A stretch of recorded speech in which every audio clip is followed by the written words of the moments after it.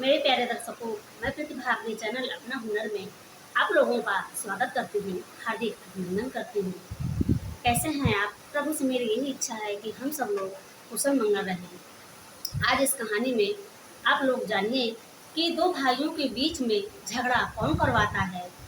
आखिर आप लोग भी जरा सोचिए कि वे दोनों भाई जो एक घर में खेले पले और बड़े हुए, एक ही माता पिता के कोख से जन्मे और उन्हीं का उनको संस्कार मिला, उन्होंने ही उनका पालन पोषण किया। बाद में वे एक दूसरे के दुश्मन क्यों हो जाते हैं? सोचने वाली बात है। आप लोग भी सोचिएगा कि उनमें दुश्मनी कौन करवाता है। एक समय की बात थी, एक नगर में दो बेटे थे और उनके जो माता पिता थे उन्होंने बड़े ही लाड प्यार से अपने बेटों को पाला था। वे बेटे बहुत ही सुंदर और बुद्धिमान थे। जहाँ भी वो जाते थे एक साथ ही जाते थे, एक साथ खेलते थे, एक साथ पढ़ने जाते थे। यहाँ तक कि वे किसी रिश्तेदारी में भी जाते थे तो साथ में ही जाते थे। बहुत ही खुशहाल परिवार था। परिवार में बहुत ही सब लोग खुश थे। किसी प्रकार की कोई टेंशन उन लोगों को नहीं थी। उनके माता पिता भी अपने दोनों बच्चों से संतुष्ट थे। धीरे धीरे समय बढ़ता गया और दोनों बच्चे बड़े हो गए। अब जब दोनों बच्चे बड़े हो गए तो उनके माता पिता ने उनकी शादी करने के लिए सोच लिया और फिर उनकी शादी एक साथ ही दोनों बच्चों की विवाह भी कर दिया। दोनों घर पे बहुएं आ गई। कुछ दिन तक थोड़ा ठीक रहा, लेकिन फिर उसके बाद उन दोनों बहुओं ने अपना रंग दिखाना शुरू कर दिया। धीरे धीरे करके दोनों भाइयों के बीच में उसने घर का भी बंटवारा करवा दिया। दिल में भी दूरियां पैदा कर दी और मन में भी दूरियां पैदा कर दी।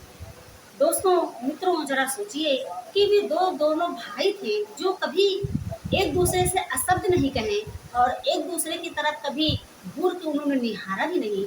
लेकिन आज जब उन लोगों ने इतना ज़्यादा उन लोगों में फूट डाल दी कि एक दूसरे को उनको देखने के लिए भी मना कर रखा था, तो उनके दिल पे क्या बीती है। लेकिन परिवार की सुख शांति बनाए रखने के लिए उन दोनों ने चुप रहना ही उचित समझा। जो दोनों भाइयों के माता पिता थे वे भी धीरे धीरे अब वृद्ध हो चुके थे और ये सब कलह कलेश की वजह से उनके मन एकदम दुखी रहते थे, पीड़ा से भरे रहते थे।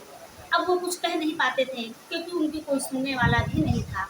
अब वो जो दोनों भाई थे वे अपने माता पिता के प्रति जो उनका फर्ज था वो तो निभा रहे थे, लेकिन उन दोनों भाइयों की जो पत्नियां थी वे बहुत ही ज़्यादा क्रूरता से उन लोगों को दुखी कर रखी थी। बड़े भाई के 5 पुत्र थे और छोटे भाई के 4 पुत्र थे। कुल मिला के 9 बच्चे उस परिवार में और आगे हो गए, जिन्होंने अपनी दुर्व्यवहार से और अपनी कटु वाणी से अपने बच्चों में भी एकता बनने नहीं दिया। उनको आपस में अलग अलग रखा और ये एहसास करा दिया कि वो चाचा के बच्चे हैं, वो ताऊ के बच्चे हैं। दोनों के बच्चे कभी भी आपस में घुलते मिलते बिल्कुल भी नहीं थे, क्योंकि उनकी माताओं ने ऐसा उन लोगों में बीज डाल रखा था, फूट डाल रखा था कि जिससे उनको वही सही लग रहा था जो उनकी माँ कह रही थी। धीरे धीरे समय आगे बढ़ता गया। दोनों भाई की जो माता पिता थे कुछ तनाव की वजह से, कुछ उम्र की वजह से भगवान को वो प्यारे हो गए। जो दोनों भाई थे उन्होंने अपने फर्ज से अदा रहे, उन्होंने अपना फर्ज निभाया, उनका अंतिम दाह संस्कार किया। समय आगे बीतता गया। कुछ समय ऐसा आया, प्यारे दोस्तों, यह कहानी जो है राजस्थान की सच्ची घटना भी है और कहानी भी है, इसलिए आप इसको पूरा अंत तक जरूर सुने और उन दो भाइयों के अंदर की पीड़ा को महसूस करें कि उनको कैसा लग रहा था इस तरीके से जब उनके साथ व्यवहार हुआ। और आगे सुनिएगा कि उनके साथ और क्या क्या हुआ। यही से अभी समाप्त नहीं हुई थी उनकी दुखड़ा।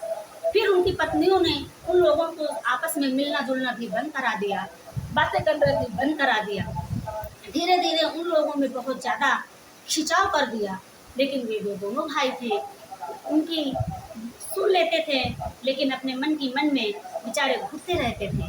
3-3 महीने बीत जाते थे, 4-4 महीने बीत जाते थे। वे दोनों भाई एक दूसरे से कभी मिलते भी नहीं थे और देखते भी नहीं थे, लेकिन जब कभी मौका मिलता था तो वे दोनों आपस में मिल लेते थे और गले लग करके फूट फूट के जोर जोर से अपने अंदर की दुखा को व्यक्त करते थे। वे रोते थे और कहते थे कि क्या बताएं भैया, हमारी पत्नियों ने ये कैसा दौर कर दिया, हमारे ही बीच में नहीं बल्कि हमारे बच्चों के बीच में ऐसा उसने फूट डाला कि वे एक दूसरे को देख करके कभी खुश ही नहीं होते हैं। बड़े भाई ने कहा कि क्या किया जाए, जैसे उनकी मर्जी, जैसे विधाता की मर्जी।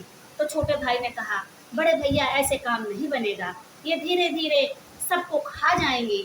ऐसा करते हैं कि किसी के माध्यम से उनको समझाया जाता है, रिश्तेदारों के, मोहल्ले से, शायद इनकी सद्बुद्धि मिल जाए। तो दोनों ने सहमति जताते हुए कुछ लोगों से अपने अंदर की व्यथा को व्यक्त की और फिर उन लोगों को समझाने के लिए रिश्तेदार इकट्ठा हुए, एकत्र हुए। लेकिन उनकी मोटी बुद्धि में ऐसी कोई बात उनको बिल्कुल भी अच्छी नहीं लगी।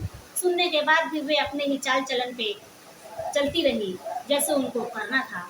अब बड़े भैया जो उसके थे, बिल्कुल भी उनके अंदर अब शक्ति नहीं रह गई, क्योंकि वो दोनों भी बहुत ज़्यादा बूढ़े हो गए थे, क्योंकि उनके बच्चे भी जवान हो गए थे। फिर एक दिन ऐसा आया कि उसके बड़े भाई ने भी स्वर्ग लोक को सिधार लिया। जो छोटा भाई था वो बिलक बिलक के, फूट फूट के रो रहा था कि आज तुम लोगों की वजह से नालायकों, मेरा भाई ये दुनिया छोड़ के चला गया, मुझसे दूर हो गया। जो हम भाई कभी एक दूसरे से दूर वचन नहीं कहते थे, कभी लड़ते नहीं थे, लेकिन तुम लोगों की वजह से आज मैं अपने भाई से कितने दिनों दिनों तक बात नहीं कर पाया, मिल नहीं पाता था। तुम लोगों ने ये बहुत ज़्यादा अत्याचार किया है, इसकी सजा भी तुमको जरूर मिलेगी। रोता बिलकता जमीन पे हाथ पैर पटकता हुआ भाई बिलकता रहा, रोता रहा, चिल्लाता रहा, लेकिन किसी के कोई भी उसके परिवार वाले में जरा सा भी हमदर्दी नहीं थी। जब उसके भाई को अंतिम समय की विदाई आई और उसको ले जाने लगे, तो उसके बच्चों ने उसको ज़बरदस्ती पकड़ लिया और पकड़ करके कमरे के दरवाजे के अंदर बंद कर दिया।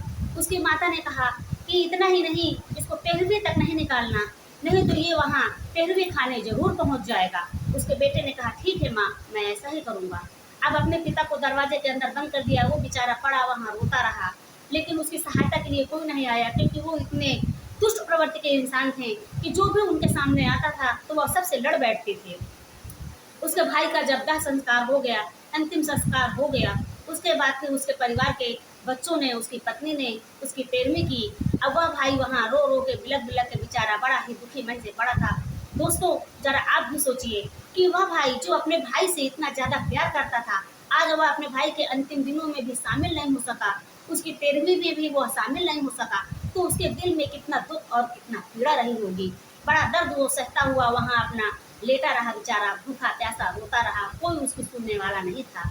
जब 13वीं की दावत हुई, गांव के रिश्तेदार के जो भी उसके परिवार के सदस्य थे, सब खा खा के जब वापस चले गए, तब उसके बेटे ने कहा चलो इस बूढ़े को निकाल देते हैं। उसकी पत्नी ने कहा हाँ, अब तो सब 13वीं की दावत खा खा के चले गए हैं, अब ये वहाँ नहीं जाएगा बूढ़ा।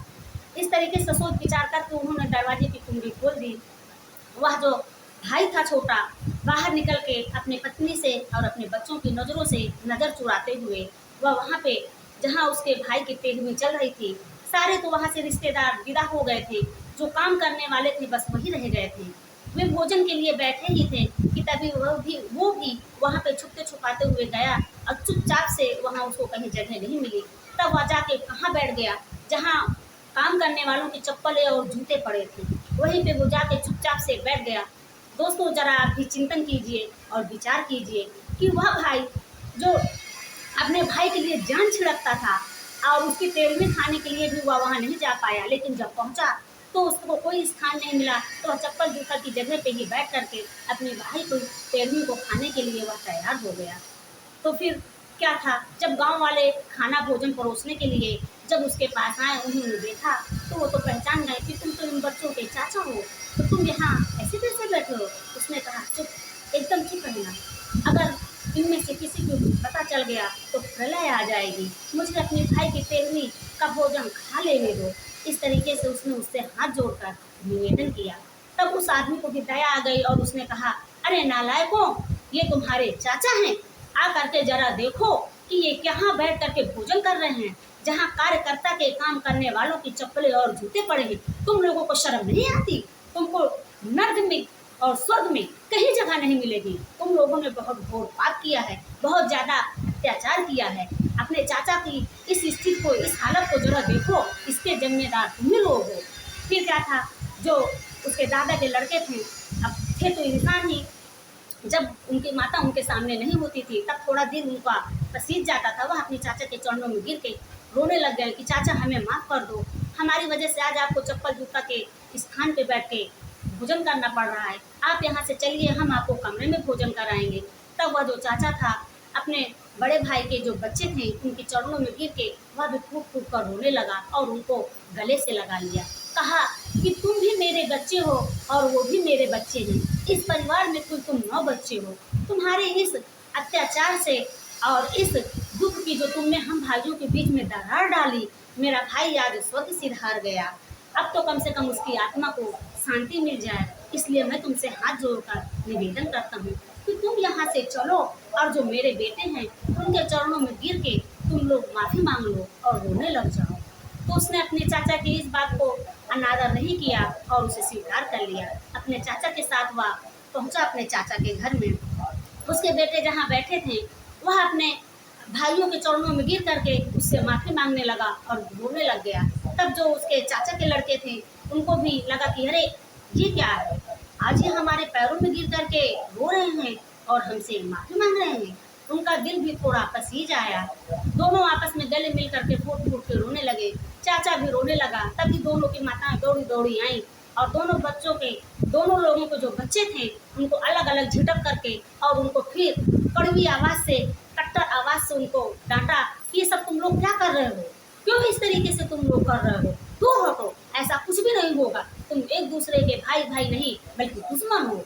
फिर उन दोनों लोगों के जो बच्चे थे उन्होंने अपनी माँ को भी ललकारा कि तुम अच्छी पत्नी नहीं बन सकी, अच्छी माँ नहीं बन सकी, तुमने हम भाइयों को आपस में कभी मिलने नहीं दिया, हमारे चाचा और दादा में एकदम दुश्मनी करा के रखी, ये तुमने ठीक नहीं किया। अब अगर तुमने इसके आगे कुछ कहा तो मैं भूल जाऊंगा कि तुम मेरी माँ हो। अब ऐसा कुछ भी नहीं होगा, हम भाई भाई हैं, ये हमारे चाचा के लड़के हैं, ये हमारे दादा के लड़के हैं, हम सब मिलजुल के रहेंगे। दोस्तों जरा आप भी सोचिए, विचार करिए कि जब एक स्त्री, एक बहू और एक पत्नी अपने ससुराल में आके रिश्तों में इस तरीके से दरार पैदा कर देती है तो उस परिवार के माता पिता को और उस परिवार के वो जो दोनों भाई थे उनके दिल पे कितना गहरा दुख पड़ा, कितना ज़्यादा उनको आघात, चोट पहुंची। पर जरा नारी जाति जो है वो सोच के देखे कि मान लीजिए अगर उसके मायके में उसके भैया आपस में झगड़ा करें, एक दूसरे से बात ना करें तो उनको कैसा लगेगा। ठीक उसी प्रकार से उसको अपने ससुराल में भी, चाहे भाई बहन हो, चाहे परिवार में ससुराल का कोई भी सदस्य हो जो एक घर के हों, ननद हो चाहे देवर हो, सब लोगों में प्रेम भाव को बना के रखना चाहिए, एकता एकजुट होकर के रहना चाहिए, इस तरीके से दरार नहीं डालना चाहिए। जब मायके में आपके अगर ऐसा हो, आप उसे बर्दाश्त नहीं कर सकते, सहन नहीं कर सकते, तो जरा सोचिए कि ससुराल में जब इस तरीके से आप दुश्मनी डालती हैं, फूट डालती हैं, तो वहाँ के लोग कितनी दुखद भरी जीवन से जीते हैं और आगे बढ़ते हैं।